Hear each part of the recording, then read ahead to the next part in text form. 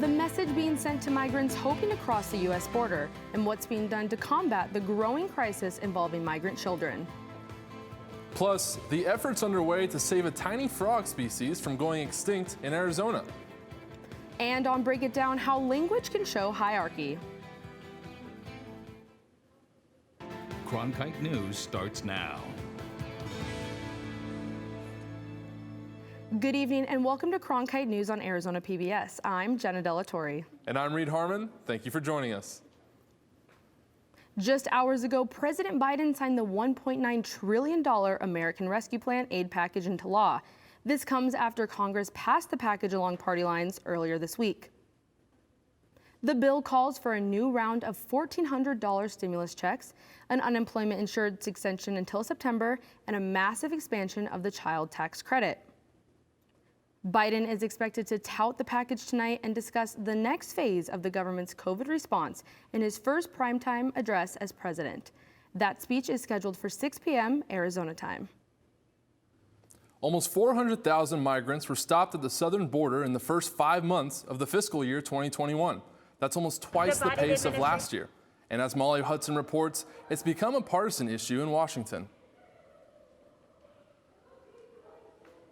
The Biden administration had a message for migrants thinking about coming to the U.S. Stay home, the border's closed. But a group of border state Republicans said that's not enough.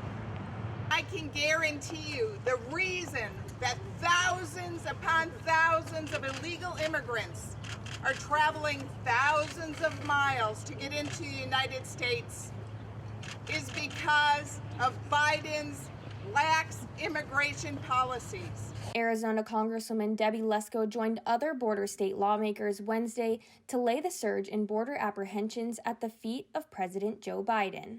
This crisis is a direct result, let's be very clear, a direct result of President Biden's unilateral actions. Their comments came just hours after a White House official unveiled a White House plan aimed at addressing the, quote, root cause of migration, end quote. As part of that plan, we will address the causes that compel individuals to migrate, including improving governance and providing a foundation for investment and economic opportunity, strengthening civilian security and the rule of law. Roberta Jacobson, a special assistant to Biden and his coordinator for the southern border, said the president will ask for $4 billion over 4 years to address problems in Central American countries. She also said the administration plans to improve processing of immigrants here. And she stressed, this does not mean that the border is open. I want to be clear, neither this announcement nor any of the other measures suggest that anyone, especially children and families with young children, should make the dangerous trip to try and enter the U.S. in an irregular fashion. The border is not open.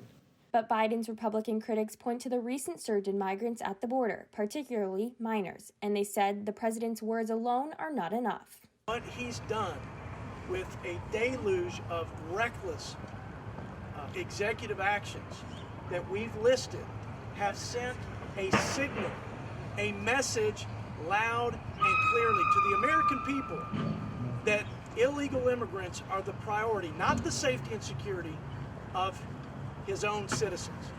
Despite the demand for action, White House officials said yesterday that solving the problem will take a combination of policy and international aid, but it will also take time.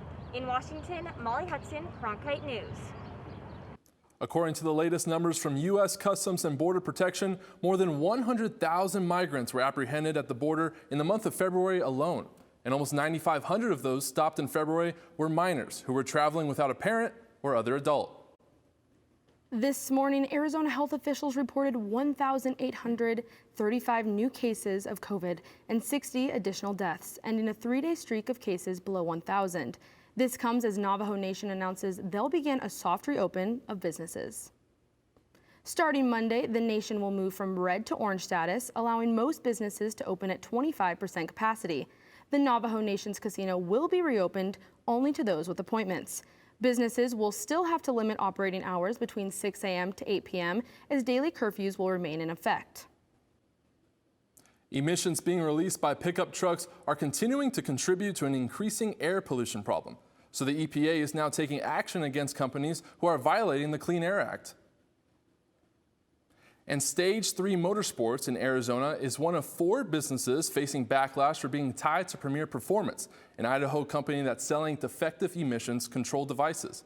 The EPA says the environmental impact of removing control devices on just one pickup truck is equivalent to putting about 300 new trucks on the road. Premier Performance will pay a $3 million penalty.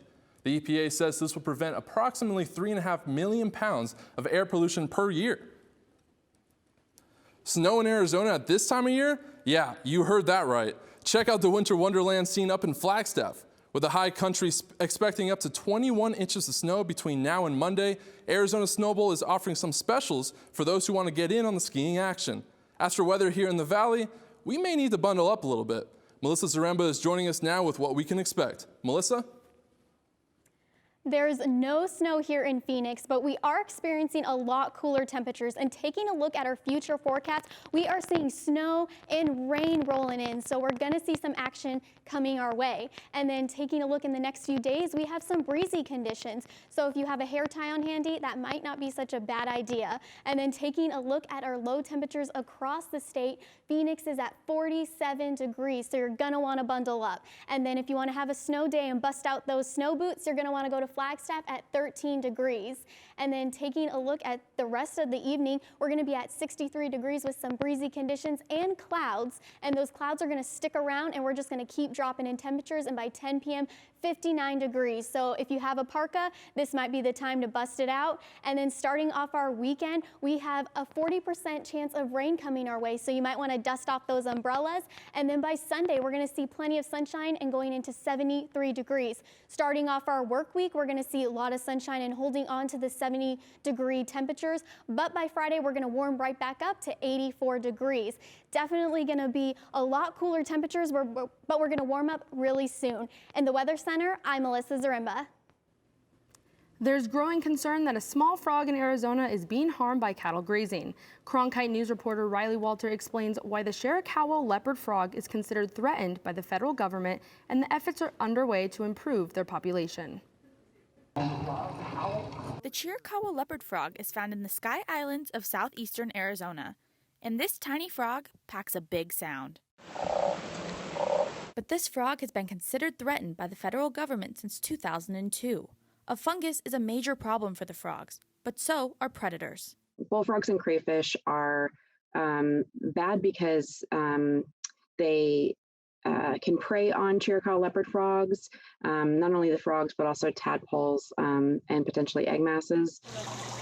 In December, the Center for Biological Diversity, based in Tucson, issued a report that critical frog habitat is being found trampled and destroyed by grazing cattle. So this is habitat that's been deemed vital to recover the species. And the problem is that cows are decimating this critical habitat and hindering the recovery of this frog. But not everyone agrees. Arizona Game and Fish claims that cattle ranchers are necessary to the frog's survival. Chiricahua leopard frogs use habitat provided by cattle tanks or stock tanks. And, to some extent that happened naturally with frogs just dispersing into those cattle tanks because it was, maybe the only source of permanent water around. Arizona Game and Fish has a statewide program that works with private landowners who agree to provide habitat for the Chiricahua leopard frogs.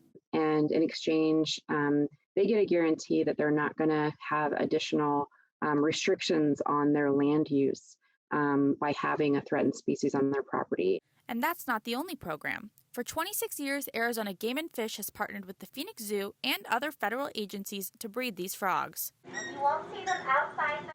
Here at the Phoenix Zoo, they are making sure to do everything they can to help save the dwindling frog population. We take in Chiricahua leopard frogs at a stage when they're most vulnerable in the wild, and we rear them here at the zoo, get them past that really vulnerable stage. Arizona Game and Fish provide egg masses to the Phoenix Zoo, where they are raised. And then release them back out to the wild with our partners so that hopefully they have a much better chance of surviving to adulthood.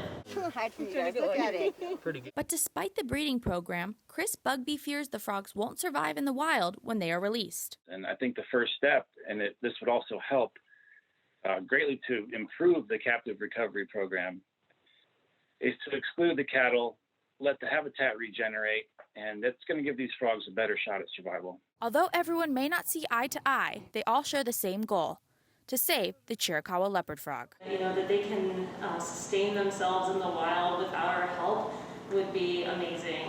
Riley Walter, Cronkite News. Arizona Game and Fish says the Chiricahua leopard frog populations in Arizona have gone from less than 40 locations to over 150 places in the past 15 years. The agency does monitor newly released frogs to make sure they're adapting to their new habitat. I'm Marco Peralta, and after the break, I have your Cronkite Sports Report. The sports world came to a complete stop a year ago today. We'll take a look back at that historic day next. Every day I wake up, my first thought is, how can I serve this community? The biggest hurdle was not taking PTSD personally. So would you welcome, please, the amazing. Everybody that watches this, they say that I am the greatest that they've ever seen.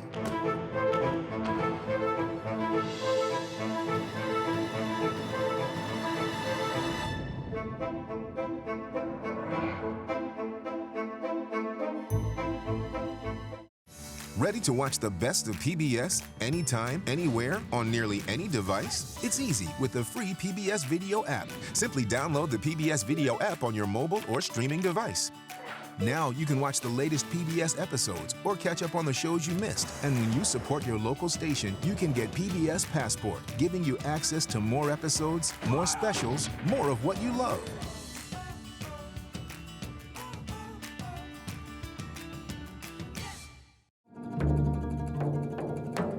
The great thing is to last and get your work done and see and hear and learn and understand and write when there is something that you know and not before and not too damned much after.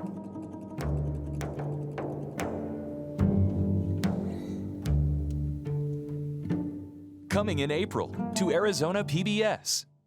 Here we go, lights up. Whoa. As artists, we conduct our educations in public. You can never know whether it's going to be a success. One just has to risk it.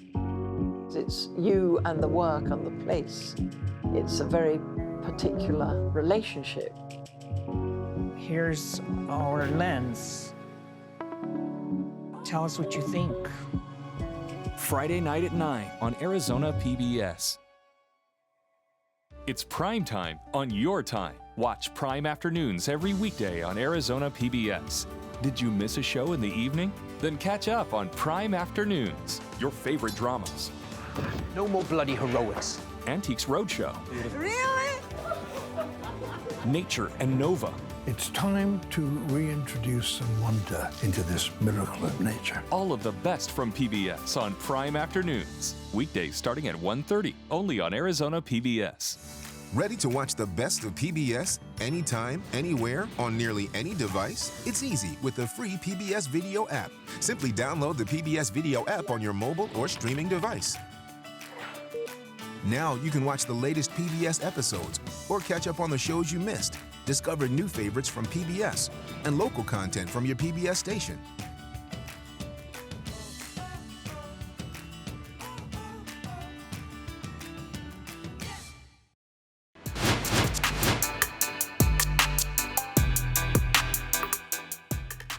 Welcome back to Cronkite News. I'm Marco Peralta with your Cronkite Sports Report. Now, believe it or not, it's been exactly 1 year since the halt of the sports world because of the beginning of the COVID-19 pandemic. Cronkite sports reporter Jackson Zuber revisits that moment in time when athletes and coaches first realized that the world was about to change dramatically. So it was a tough night, even the night before. You know, we're watching Washington State, Colorado, and trying to figure out who we're playing. But at the same time, you're noticing that other conferences are canceling their tournaments. It was 1 year ago when everything changed. We were heading to shoot around, and then we got the word that the tournament was off. First, the NCAA called off tournaments. Then, one by one, athletes around the country in all different leagues found out they were next. My chat saying it's suspended, the season is over. Sham bomb. Yeah.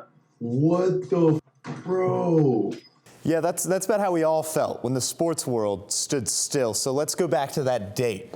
March 11th, 2020, the Utah Jazz, Oklahoma City Thunder. They're preparing to play in a game, and instead, it's the first NBA game canceled due to COVID-19, and Chris Paul was there.